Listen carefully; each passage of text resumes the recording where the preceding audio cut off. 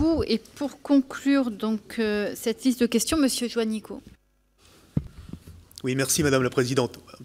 On s'étonnerait que je ne parle pas de sport, donc je voudrais dire que je partage intégralement ce qu'a dit tout à l'heure la rapporteure spéciale Perrine Goulet dans ses constats et dans ses interrogations sur l'exécution budgétaire 2018.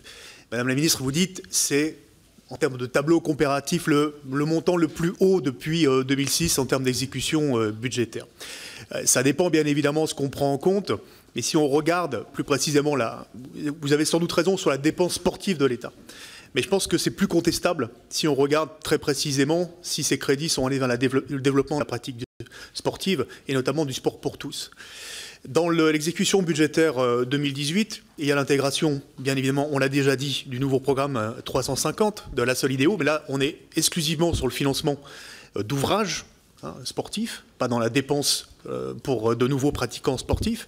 Et puis il y a surtout ce qui s'est passé en 2018, c'est-à-dire le versement d'une dotation sur fonds propres de 64 millions d'euros au CNDS. C'est quand même peu banal, quand même une petite cavalerie.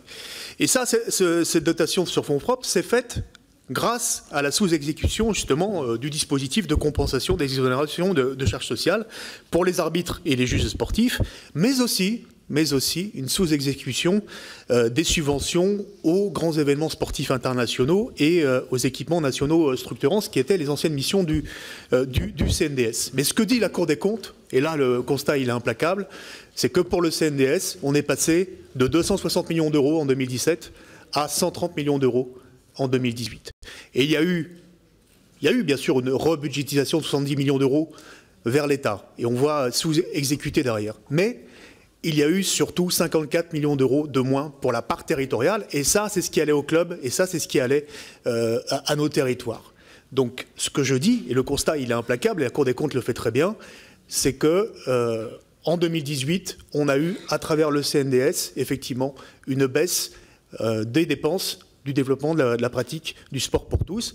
Et je voulais vous interroger donc sur le reste à payer, puisque l'ex-CNDS, maintenant 220 millions d'euros de reste à payer, moins 60 millions d'euros, ça fait 160 millions d'euros qui restent à payer pour l'Agence nationale du sport. Comment ça va se passer, sachant qu'aujourd'hui, le seul contributeur financier, c'est l'État, 350 millions d'euros.